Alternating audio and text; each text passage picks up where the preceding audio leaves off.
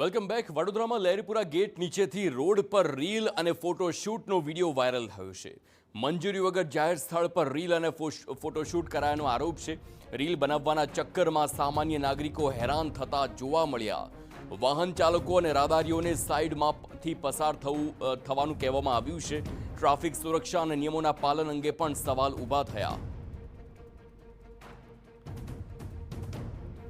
તો લહેરીપુરા ગેટ નીચેની આ ઘટના કે જ્યાં રોડ પર રીલ અને ફોટોશૂટનો હાલ આ વિડીયો વાયરલ થયો અને આ શૂટ માટે કોઈ પણ જાતની પરવાનગી લેવામાં નહોતી આવી તે વાત સામે આવી છે. પરંતુ તેમ છતાં એક વ્યક્તિને રોકવામાં આવ્યો છે. જે વ્યક્તિ આ શૂટમાં ખલેલ ન પહોંચે તે માટે થઈને આ તમામ જે વાહન ચાલકો છે તેમને ડાયવર્ઝન આપે છે. આખરે શા માટે, કોની પરવાનગીથી આ પ્રકારે ફોટોશૂટ કરવામાં આવે છે?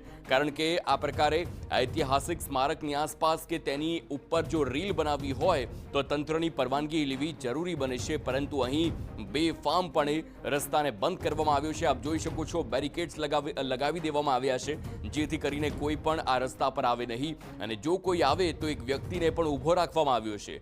આખરે કોણ છે આ સોશિયલ મીડિયાના લોકો કે જે આવી રીતે જાહેર રોડને સીધો જ પોતાના હસ્તક કોઈની પણ પરવાનગી કર્યા વગર લઈ લે છે અને મન ફાવે ત્યારે આ પ્રકારે ફોટોશૂટ કરે છે, વિડીયો બનાવે છે?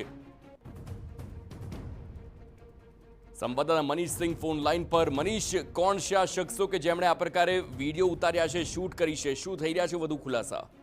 જી, ગતરોજ મોડી રાતનો આ વિડીયો છે, જ્યારે આ વિડીયો સોશિયલ મીડિયા ઉપર વાયરલ થયો હતો અને સોશિયલ મીડિયા પર વાયરલ થતા આ વિડીયોની ચકાસણી કરવામાં આવી રહી છે કે આ વિડીયો કોના દ્વારા ઉતારવામાં આવ્યો છે અને કોણ વ્યક્તિ ત્યાં આગળ, કોણ મહિલા ત્યાં આગળ જે વિડીયો શૂટ ચાલી રહ્યો હતો, કોનો વિડીયો શૂટ ચાલી રહ્યો હતો,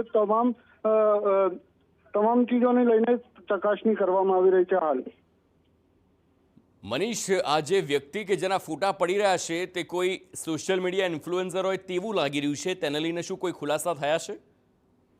એને જ લઈને પોલીસ વિભાગ પર દ્વારા ચકાસણી કરવામાં આવી રહી છે. વડોદરા મહાનગરપાલિકાનું પણ વિભાગ દ્વારા ચકાસણી કરવામાં આવી રહી છે કે એ જગ્યા ઉપર જ્યાં ફોટોશૂટ ચાલતો હતો એ જગ્યા ઉપર વડોદરા મહાનગરપાલિકાનો સીસીટીવી કેમેરો પણ લગાડવામાં આવ્યો છે વડોદરા મહાનગરપાલિકા દ્વારા. એ તમામ વસ્તુને લઈને હમણાં ચકાસણી ચાલી રહી છે.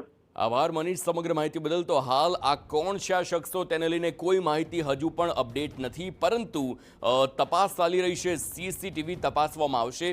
આ સાથે જ સ્થાનિકોની પણ પૂછપરછ થાય તેવી શક્યતા છે અને તેના આધારે હવે જોવાનું એ રહેશે કે આવનારા દિવસોમાં શું ખુલાસા થાય છે.